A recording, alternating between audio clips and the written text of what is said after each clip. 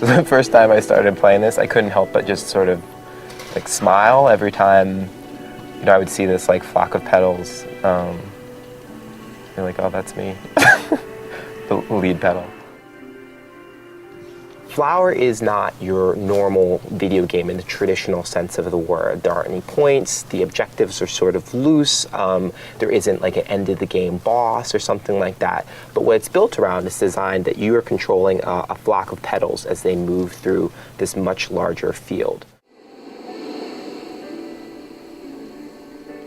The gameplay is very intuitive. There's really only two things that you do: move the controller and press the button to control the wind.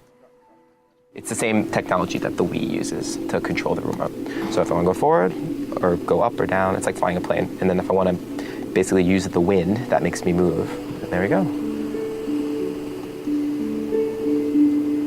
It's about a dream of a houseplant living in the city, and it's sort of choked by and overwhelmed by city life, and it dreams to be somewhere where it can run free.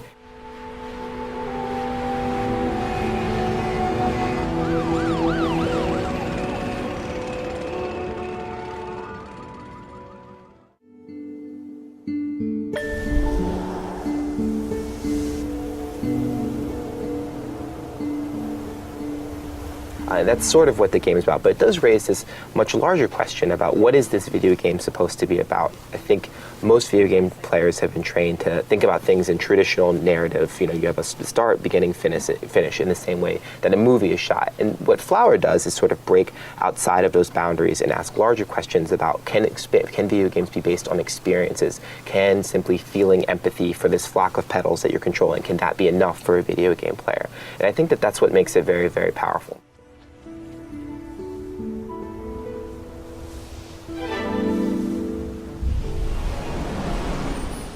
It's about as therapeutic as a video game could be, which I think is part of the point. I mean, as someone who lives in one of the biggest cities on the planet, to do something like this in front of my television after a day at work, I guess there are a lot of analogies between this houseplant that's sitting in the window and sort of me sitting in an office, and then getting to do this sort of in my mind, I suppose.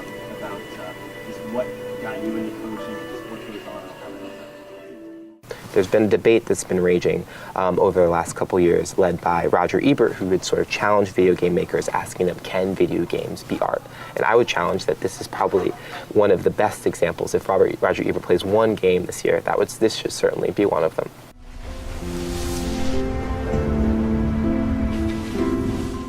If anything, Flower is a nod to the work of Wendell Berry, who said, "We learn from our gardens to deal with the most urgent question of the time: how much is enough?"